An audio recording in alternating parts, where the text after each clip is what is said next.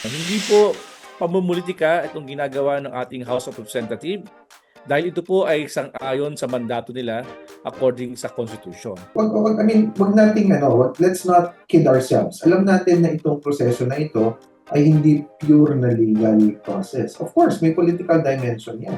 Alam mo, sabi dati ni dating Pangulong Rodrigo Duterte, kung wala kayong kinakatakot ay hindi kayo dapat kabahang umarap, no? 'Di ba? Sinasabi niya 'yan, no? Kung wala kayong kasalanan huwag kayong matakot. So siguro dapat paalalahanan din natin yung ating mabuting Vice President, no? Kung wala naman siyang kasalanan, ay harapin niya ito.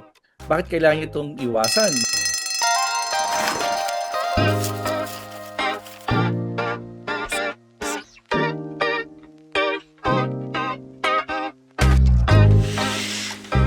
Okay, magandang umaga, tanghali, hapon at gabi sa lahat ng ating mga tagapanood at tagapakinig. At the same time ay masugid na follower ng Team Pinas page na ito. Again, this is Dr. Galia Dorjedicio sa isa naman pong makabuluhang episode ngayong araw nito para sa Dean's List.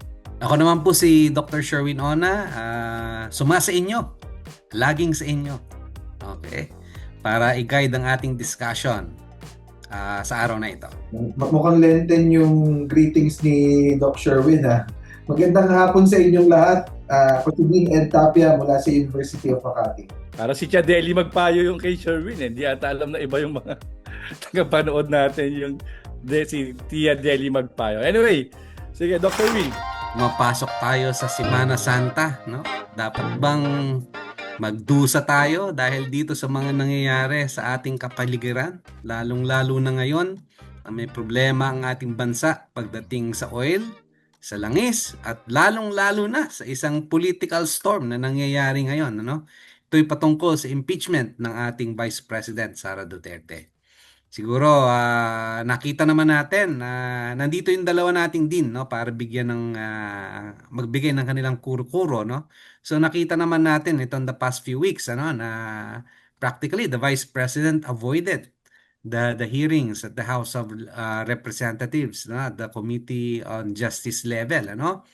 At ngayon it seems na humihingi na naman sila ng remedy dito sa Supreme Court, parang part 2 ito no nangyari last year, kung ikaw ay isang simpleng tao, no, at ikaw ay isang tagamasid sa nangyayaring ito, ano ba ang dapat na maging takeaway mo o dapat na maunawaan mo sa nangyayaring ito? Nandito ngayon ang ating dalawang dekano para bigyan ng linaw ang mga punto nito. Siguro umpisahan natin kay Dean Ed. Dean Ed, ano ang masasabi mo dito sa nangyaring mga developments ngayon, Ano ba yung messaging na nakikita mo, no, nang gagaling sa kampo ng ating Vice President? Well, parang talaga no? Parang pasyon yung makikita natin sa mga susunod na araw. Kasi tama yung sinabi mo, Dr. Sherwin, sa isang simpleng tao na nag-o-observe, na nagmamasid, ano ba talaga? Kasi remember, nung merong yung impeachment proceedings ay sinimulan last year, tumakbo yung kampo ni Vice President Sara Duterte sa Supreme Court at nakakuha siya ng relief. No? Pinagbigyan ng Supreme Court yung kanyang petition. At gumawa nga ng bagong panuntunan yung Supreme Court na siya namang sinusunod ngayon ng House of Representatives. Na sa napapansin ko sa pag-observe ko, medyo maingat sila eh. Maingat sila dahil gusto nilang tumalima doon sa itinakda ng Supreme Court patungkol sa panuntunan kung paano gagawin yung impeachment proceedings. Medyo nakakagulat lang ngayon kasi yung very same rules na inilahad ng Supreme Court, parang hindi yata naniniwala yung mga kapanalig ni Vice President Sara Duterte. Kaya gagawa ulit sila harap ulit sila sa Supreme Court para humingi na naman ng relief, no? Dahil dun sa kanilang teorya na dapat ay humarap si Vice President Sara sa proper forum. Pero, parang malinaw na kung ano yung proper forum kasi nakalagay naman yan sa Constitution. Ang proper forum sa pag-i-impeach ay really talaga ang House of Representatives. Ngayon, kung kumbinsido yung mga congressman, makakuha sila ng boto, saka pupunta sa Senado para sa trial. Wag nating let's not kid ourselves. Alam natin na itong proseso na ito ay hindi pure na legal process. Of course, may political dimension yan. But that is something that from the beginning, alam natin dahil naka-embed yun sa Constitution. Kaya sa paningin ng ordinaryong tao, nag-file ng kaso sa Supreme Court last year, pinagbigyan ng Supreme Court. Ngayon naman, base dun sa desisyon ng Supreme Court, parang hindi pa rin satisfied at ayaw umarap ni Vice President Sara Duterte. So, medyo mahirap yung tanggapin para sa tao para baka mapapaisip ang taong bayan na bakit ayaw mong humarap? Merong bang ayaw mong malantad or ayaw mong maisiwala? No? Sa ating kasing kultura natin, pagka confident ka na tama naman yung ginawa mo at wala ka namang itinatago, ang tendency natin maharap tayo dun sa mga akusasyon natin sa atin. Oo nga nakakapagtaka yan Dean Ed, dahil nga itong in fairness naman sa Committee on Justice, sinusunod niya yung kung ano yung pinrescribe ng Supreme Court dun sa kanyang naunang desisyon at binibigyan ng due process ang Vice President, Ang nakakapagtaka rito, nanggagaling sa kampo ng Vice President yung salitang unconstitutional. Ito daw mga prosesong ito ay unconstitutional. But ito yung pinrescribe ng Supreme Court na sinusunod to the letter ng Kongreso. Siguro it's time for Dean Gary to jump in. Ano bang pakiwari mo dito? Sino ba ang niloloko ng tao? Meron ba nanloloko dito o meron nananadya o ano man? Alam mo, malaking bagay itong mga nangyayari ngayon na pag-aralan ng bawat isa dahil ang sinasabi ko nga lagi, ang impeachment process ay isang political education sa lahat ng mga mamayan. Lalo na sa hindi lang sa ating siguro mga nasa universidad o nasa mga kolehiyo, kundi lalo na sa mga ordinaryong tao. No? Mahalaga ang kanilang pag-unawa, mahalaga ang kanilang dapat malaman at paano ba ito sumasalamin sa ating saligang batas. Katulad na binanggit ni Dean Ed kanina, no? Ang ginagawa naman ng House of Representatives ay kung ano ang pinescribe ng Supreme Court. No? Bagamat naalala ko dun sa mga unating episode ay meron tayong disagreement from the perspective ng governance and public affairs tungkol dito. But nevertheless, ito sumusunod tayo dahil para lang panghawakan natin na tayo ay sang-ayon sa proseso ng batas o sa tatawag nating rule of law. Ang pinagtataka ko, maliban dyan sa tila pag-iwas ng Vice Presidente ni VP Sara dyan sa usapin ng impeachment at ang kanyang argumento nga ay unconstitutional. Ang isa pa sa mga argumento na narinig ko ay baka dapat harapin na muna natin ang ng ekonomiya dahil nga sa gerang nangyayari dyan sa Middle East. Dapat natin tandaan na ang ating pamahalaan, ang ating gobyerno, ang ating mga sangayang gobyerno ay may iba't ibang mga tungkulin at mga gampanin. Hindi pwedeng piliin mo one over the other at pwede mong iwan ng isang tungkulin para sa isang tungkulin. For example, kung merong kriminalidad, kung merong krisis sa ating national security, hindi mo pwedeng sabihin na isang tabi muna natin yan at ang pagtuunan natin ng pansin ay ang krisis ng langis, ang problema natin sa langis. Similar dito sa impeachment. Yung ating Kongreso, in particular yung ating House of Representatives, ay hindi naman sila executive.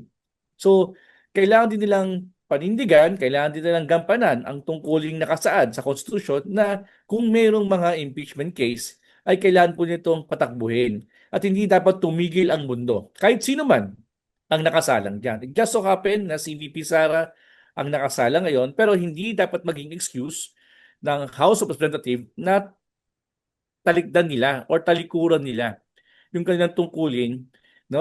Isa rin dapat itong tandaan ng ating mamamayan. Hindi po pamumulitika itong ginagawa ng ating House of Representatives dahil ito po ay sang-ayon sa mandato nila according sa Constitution. So, it's not choosing one problem over the other. In fact, dapat harapin ng sabay-sabay ng pamahalaan ang mga problemang ating kinakaharap. At hindi dapat iwan, lalo na kung ito ay may kinalaman sa accountability, sa corruption, at higit dyan ay yung pagkitiwala sa ating pamahalaan. Yeah, oh, that was a good point din, Gary, ano? Hindi naman pwedeng sabihin ng gobyerno, time out muna, no? At yung mga other pressing concerns ay hihinto na natin, ano? Multifaceted at multifunctional ang ating gobyerno, no, at ito'y gagalaw, ano, dahil nga nasa kanyang interes, nasa interes ng bansa itong mga issues na ito, ano.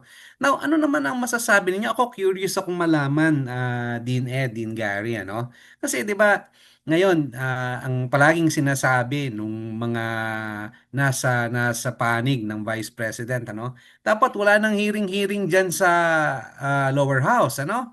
Ipasa na kaagad sa Senado 'yan, no? At doon na tayo magtuos, no? Anong masasabi nyo rito, no? Na ganito ang naririnig nating mga diskurso coming from the side of the Vice President.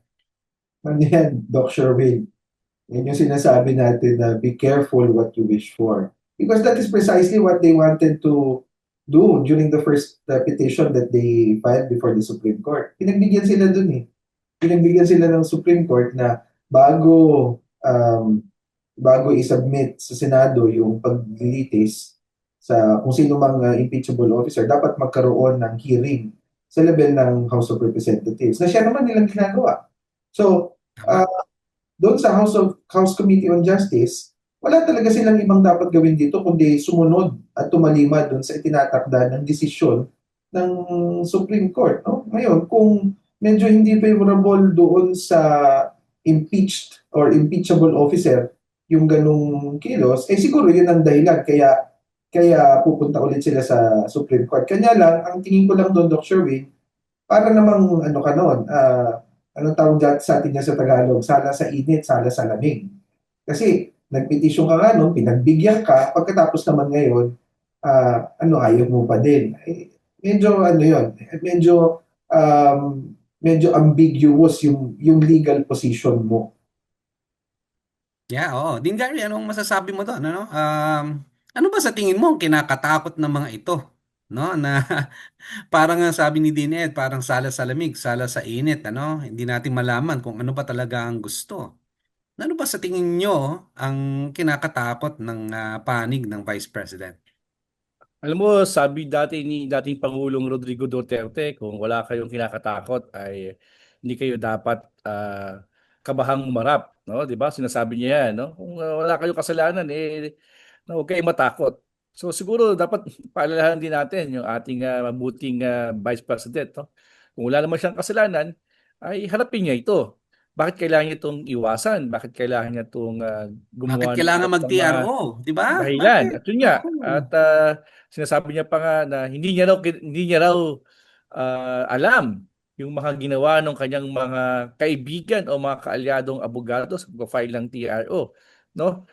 Dito sa Korte Suprema para ipatigil itong current impeachment proceeding na nangyayari nga sa Committee of House Representatives. At tandaan natin, no, nasa period pa lang tayo ng kumbaga preliminary investigation, no? Wala pa to talaga yung trial, no? Dahil ang trial nangyayari naman talaga 'yan sa Senado, no? So, ngayon ay nangangalap pala ng ebidensya. So, kung sa panghalap pala ng ebidensya ay ayaw ng harap kasi maski naman sino tayo, 'di ba? Kung natin na minsan ay nagkakaroon ng problema sa issue ng plagiarism or kung minsan ay may mga ginawa sila na tingin natin ay hindi dapat, pinapatawag natin sila at tumaharap sila para mabigyan ng pagkakataong ipaliwanag, no?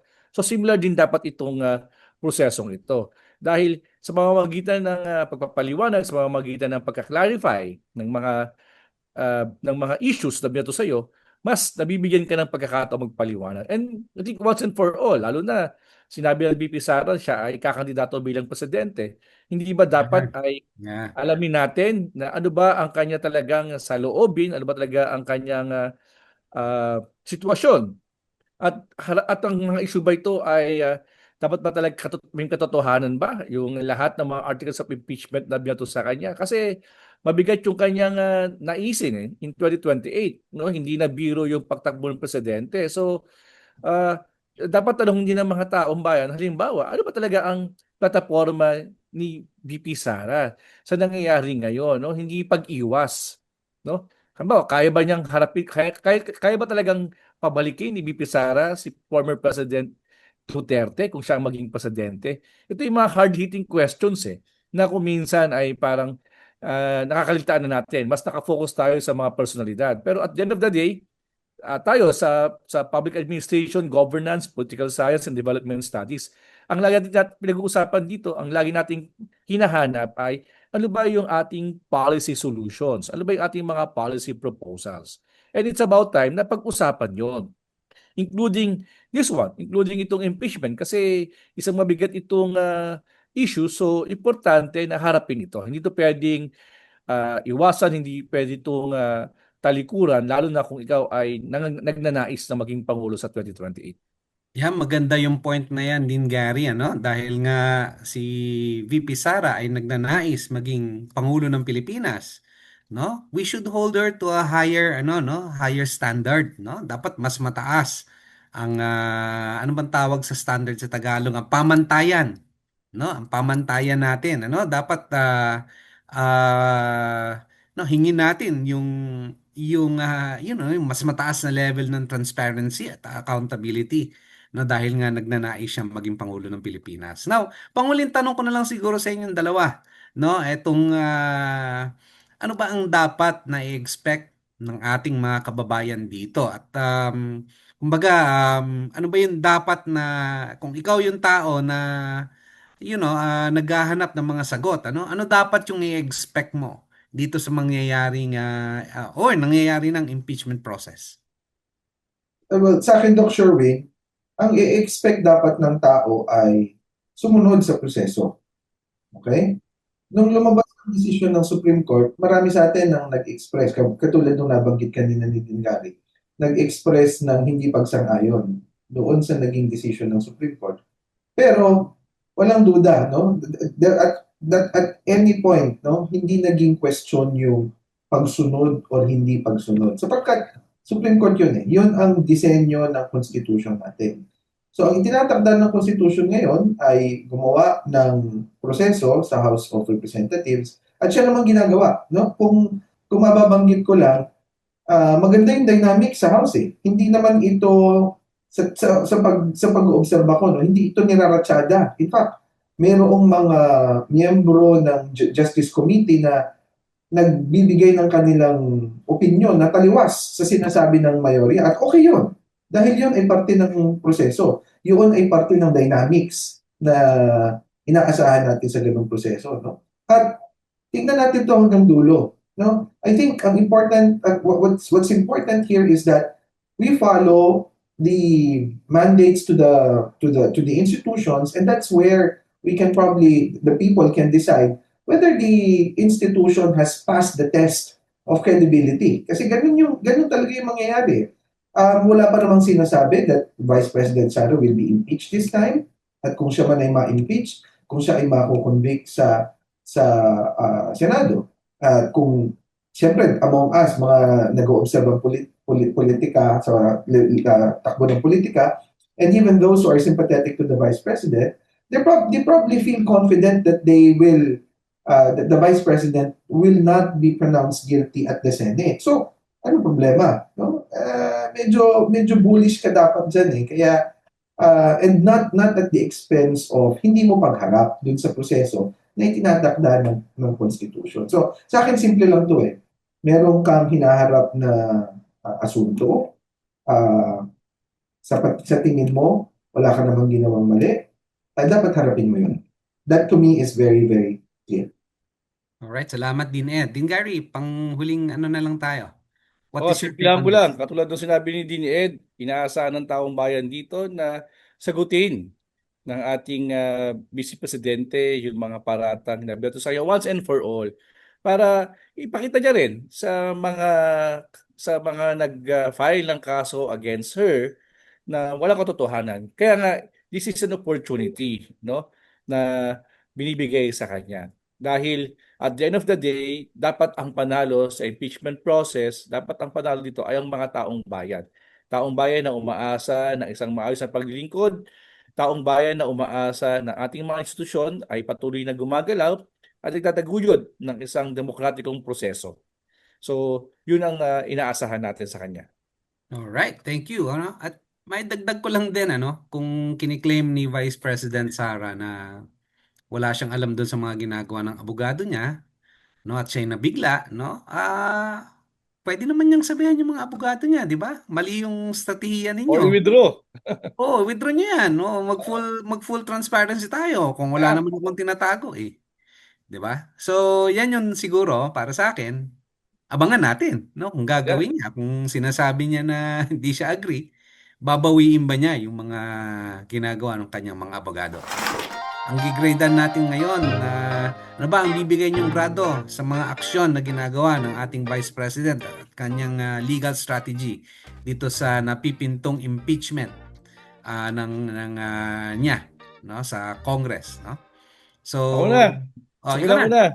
Oo, No. baka kailangan siguro kung sa grade nga ng Lasal system ay failure ito para sa akin, no? Dahil whether we like it or not, iba yung sinasabi ng kanang kamay sa kaliwang kanay.